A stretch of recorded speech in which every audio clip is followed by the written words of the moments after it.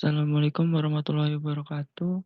Saya Christian Budi Kusuma dari IT 403 ingin menjelaskan tentang pemodelan berorientasi objek. Yang pertama, pengertian pemodelan berorientasi objek atau OMM, yaitu pendekatan atau analisis dan sistem sistematis sistem perangkat lunak yang menggunakan konsep objek sebagai dasar. OMM atau Object Oriented Modeling bertujuan untuk mendefinisikan, mengorganisir, dan menyusun komponen-komponen perangkat lunak berdasarkan objek yang mewakili intensitas dunia nyata. Lalu konsep-konsep dari pemodelan, yang pertama ada objek, yaitu intensitas yang memiliki atribut data atau model fungsi atau prosedur. Jadi setiap objek mempunyai instansi dari suatu kelas. Contohnya dalam sistem manajemen perpustakaan, sebuah buku bisa dianggap sebagai objek memiliki atribut seperti judul, pengarang, dan lain-lain. Lalu kedua itu ada kelas, yaitu cetak biru atau template untuk objek. Kelas ini mendefinisikan atribut dan metode yang dimiliki oleh objek-objek yang dibuat berdasarkan kelas tersebut. Contohnya yang tadi dari yang pertama objek, itu kelas buku mendefinisikan atribut judul, pengarang, dan ISBN-nya. Lalu konsep yang berikutnya ada enkapsulasi, yaitu konsep menyembunyikan detail implementasi suatu objek yang hanya memperlihatkan antarmuka yang diperlukan. Contohnya atribut ISBN dari kelas buku hanya bisa diakses melalui metode get dan set ISBN dua-duanya. Lalu ada konsep yang berikutnya ada pewarisan, yaitu mekanisme di mana sebuah kelas dapat mewariskan atribut dan metode dari kelas lain. Contohnya buku elektronik dapat diwariskan dari kelas buku dan menambahkan atribut seperti format file dan metode unduh. Lalu konsep yang berikutnya ada polimorfisme, yaitu kemampuan objek untuk mengambil banyak bentuk. Contohnya metode cetak pencetakan informasi dalam diterapkan pada objek dari kelas buku dan buku elektronik, meskipun implementasinya sangat beda.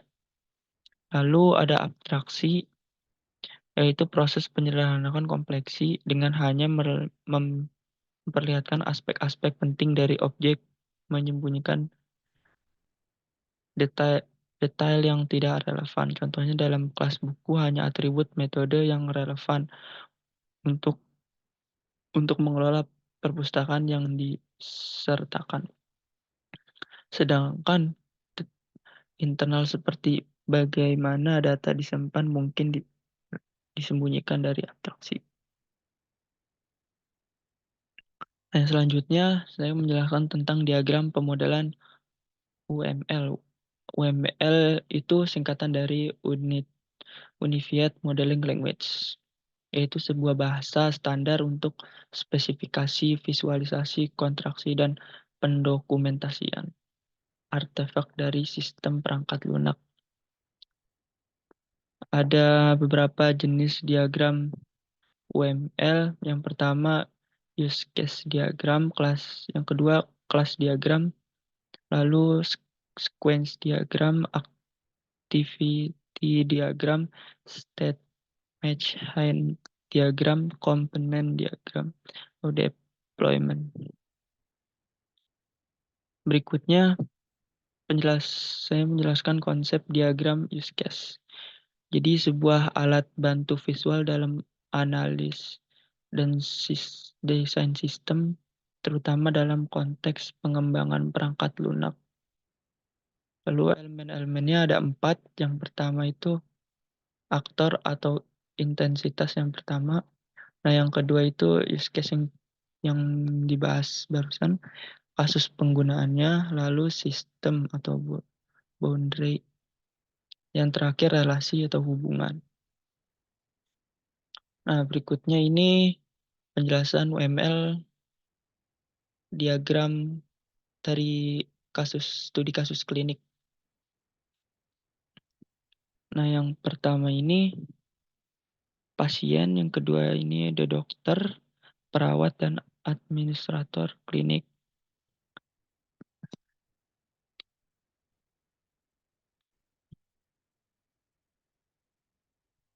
Yang pertama ini proses ini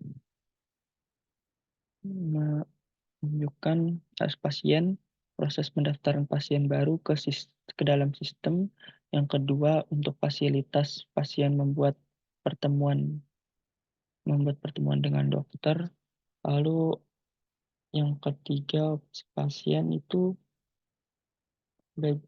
pasien bisa membatalkan opsi janji atau tidak. Itu yang terakhir itu pasien dapat mengakses riwayat medis. Nah, yang diagram berikutnya adalah dokter. Dokter juga memiliki opsi dapat melihat janji bertemu dengan pasien yang dijadwalkan, lalu memberikan konsultasi pada pasien, lalu memperbarui catatan pasien atau setelan konsultasinya. Lalu berikutnya perawat. Perawat ikut dapat melihat jadwal tugas dari perawat itu, lalu membantu dokter dalam proses konsultasi sama pasien, lalu memperbarui catatan medis sesuai instruksi dokter, ya, update update catatan. Lalu opsi yang terakhir ini administrator klinik gitu. Yang pertama mengelola data pasien yang ada pada sistem. Yang kedua mengelola data dokter dan perawat untuk kayak misalnya obat, lalu mengatur jadwal jadwal tadi yang berobat, ya, jadwal kerja dokter dan perawat, lalu terakhir menangani proses pembayaran pasien atau keuangan klinik, ya. Nah, selanjutnya penjelasan recruitment capture atau pengumpulan kebutuhan. Itu proses awal dalam pengembangan sistem di mana kebutuhan dan harapan dari pemangku kepentingan identifikasi dan didokumentasikan. Nah, tujuan utamanya untuk memastikan bahwa semua kebutuhan yang relevan dari pengguna, pelanggan, dan pihak-pihak terkait lainnya. Nah, ini teridentifikasi dengan jelas sebelum memulai desain dan pengembangan sistemnya. Nah, yang berikutnya rekrutmen analisis atau analisis kebutuhan, yaitu tahapan berikutnya setelah pengumpulan kebutuhan, di mana kebutuhan yang telah didokumentasikan, dianalisis, dan diklarifikasi lebih lanjut untuk memastikan bahwa mereka lengkap, konsisten, dan mudah dipahami. Nah, proses ini membantu dalam mengidentifikasikan konflik, redundansi, dan ambiguitas. Nah, dalam kebutuhan serta menentukan prioritas kebutuhan berdasarkan nilai dan dampaknya. Sekian penjelasan dari saya. Assalamualaikum warahmatullahi wabarakatuh.